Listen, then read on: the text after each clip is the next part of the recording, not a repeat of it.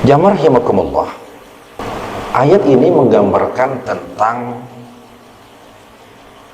betapa jahilnya orang-orang kafir. Kejahilan yang pertama adalah yaj'aluna lima la ya'lamuna nasiba mimma razaqnahum. Orang-orang kafir itu menyediakan sebahagian apa yang kami berikan kepada mereka sebagai rezeki untuk berhala-berhala yang mereka tidak tahu apa yang menjadi kekuatan dan kekuasaan berhala-berhala itu. Tallahi latus'alunna amma kuntum taftarun. Demi Allah, mereka nanti akan dimintai pertanggungjawaban.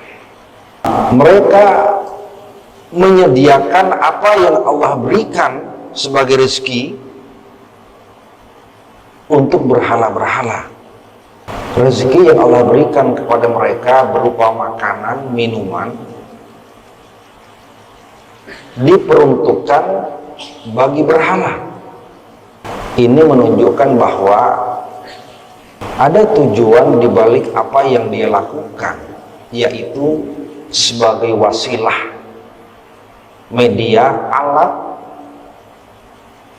Kalaupun tidak dijadikan sebagai tujuan menyembah berhala, mereka beranggapan itu merupakan cara atau media mendekatkan mereka kepada Allah.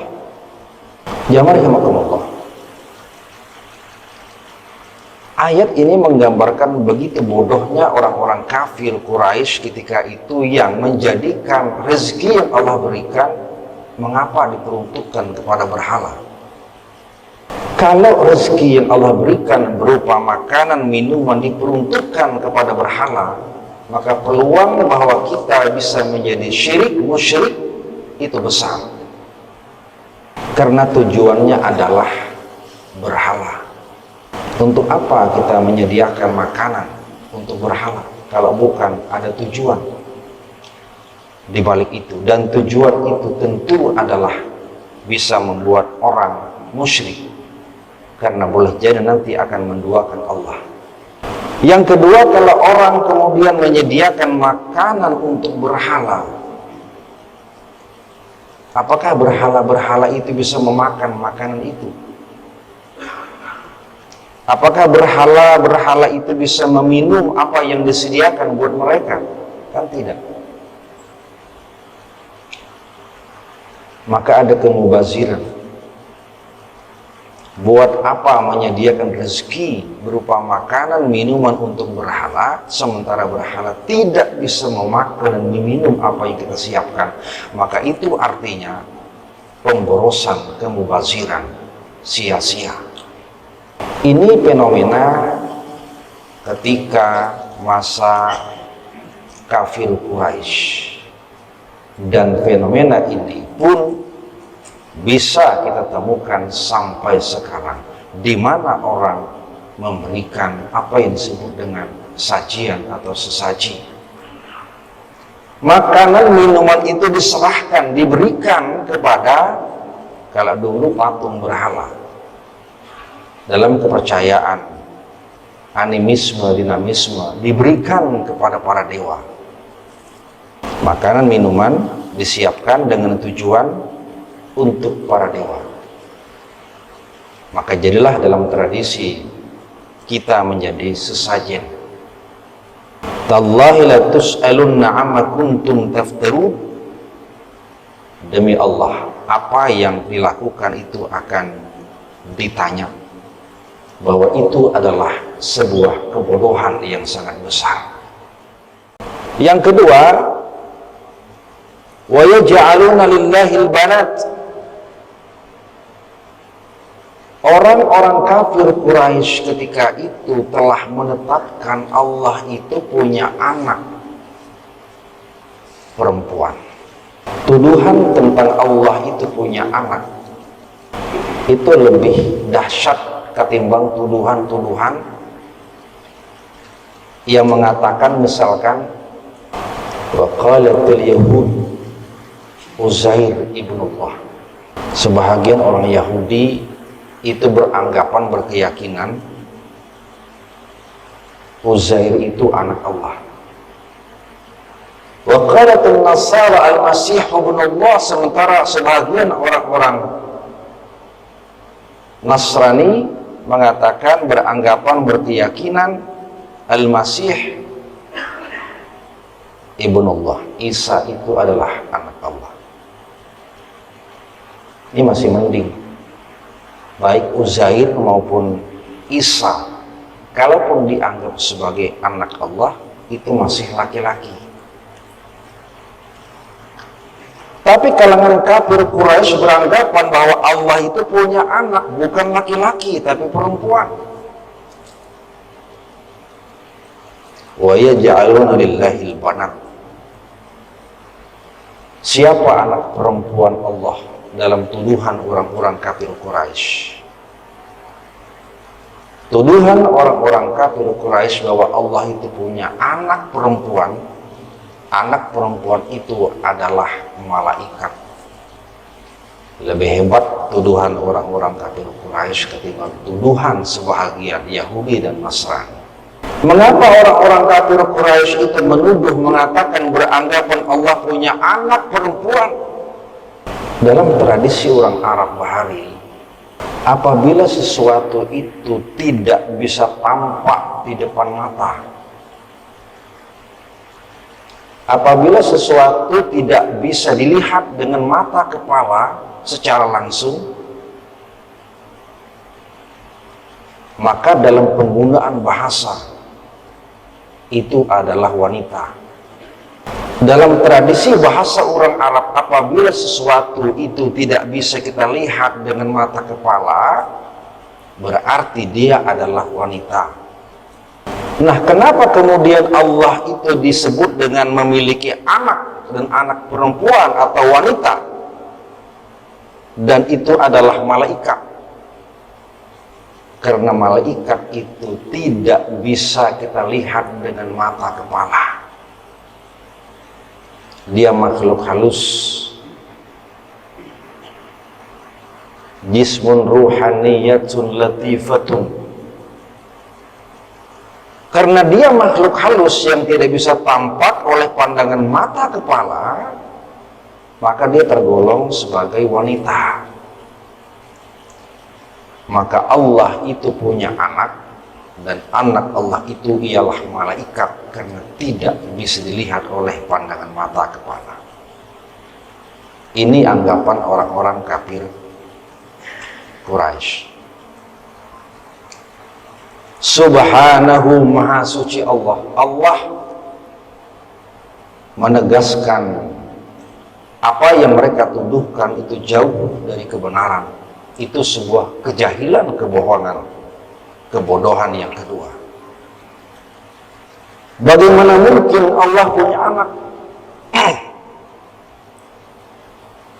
Kalau Allah itu punya anak, tentu Allah punya istri. Dan kalau Allah punya istri, berarti ada Allah, ada istri Allah, ada anak Allah. Tidak mungkin kemudian Allah itu memiliki anak dan tentunya juga memiliki istri. Karena Allah itu Maha Esa, Maha Tunggal, yang jin saja mengakui. Dalam surah Jin, surat yang ke-72 ayat 3. Jaddu Rabbina mattakhadha sahibatan wala walada. Ujar jin, Tuhan kami itu Tuhan yang maha agung, yang maha mulia, yang tidak mungkin Tuhan kami yang agung itu punya istri, punya anak. Jin Islam meyakini, mengakui kalau Allah yang mulia itu tidak mungkin punya istri, tidak mungkin punya anak.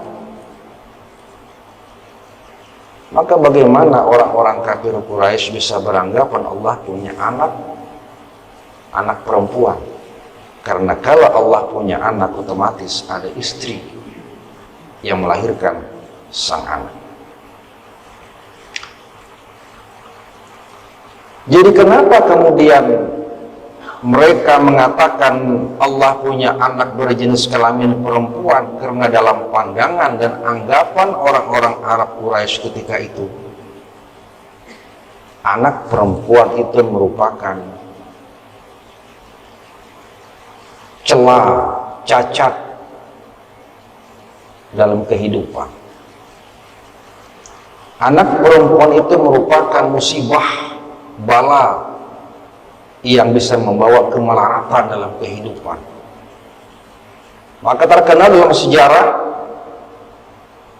ada Banu Khuza'ah, ada Banu Kinanah, yang mereka itu kalau punya anak perempuan mereka merasa hina dina, karena anak perempuan dalam tradisi orang Arab ketika itu adalah merupakan simbol malapetaka dalam kehidupan. Dan karena itu tuduhan kepada Allah pun bahwa Allah punya anak itu adalah wanita, karena mereka tidak ingin bahwa Allah itu adalah Allah yang Esa, yang tunggal. Begitu bencinya, begitu bodohnya mereka. Maha suci Allah, kata Allah, tidak mungkin dia punya anak otomatis punya istri. Maka ketunggalan Allah itu menjadi batil. Bagaimana mungkin pula Allah punya anak wanita? Walahum ma yashtahun. Sementara orang-orang kafir Quraisy benci kepada wanita. Mereka ingin laki-laki. Ini sangat bodoh. Mereka sangat ingin punya anak laki-laki, benci kepada anak wanita. Mengapa Allah dianggap punya anak wanita? Mestinya kalau memang mereka itu adalah ingin punya anak laki-laki, benci kepada anak perempuan, maka Allah itu mestinya dalam pandangan mereka punya anak berjenis kelamin pun laki-laki, bukan wanita. Maka Allah mengatakan subhanah, itu batil pandangan mereka. Maha suci Allah dari pandangan yang amat bodoh seperti itu. Walahum ma yashtahun. Padahal mereka sendiri sangat ingin kalau punya anak laki-laki, bukan wanita. Bagaimana kemudian kita lihat tradisi mereka? Wa idza busyira ahaduhum bil unsa zalla wajhuhu muswaddan wa huwa kadzib. Orang-orang kafir Quraisy ketika itu apabila dikabarkan kepada mereka bahwa mereka bakal punya anak perempuan, zalla wajhuhu muswaddan, muka mereka itu merah padam. Di Quran disebut dengan wajah mereka hitam. Wa huwa kazim, dan mereka begitu marah. Yatawara minal qaum,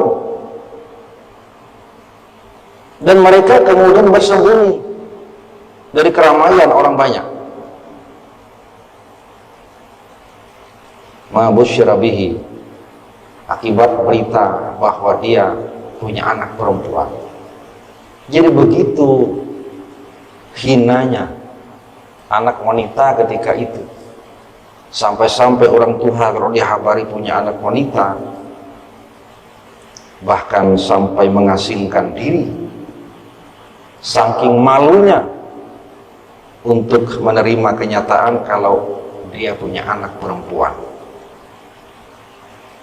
Ayum sikuhu ala hunin, apakah dia akan bertahan memelihara anak wanita yang lahir itu ala hunin, dalam kehinaan?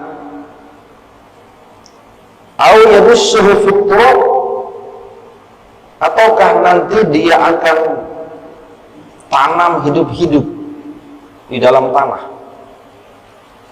Maka tradisi pada masa-masa awal zaman permulaan ketika Rasulullah itu diutus adalah di mana orang-orang kafir Quraisy begitu kejam kepada anak-anak wanita.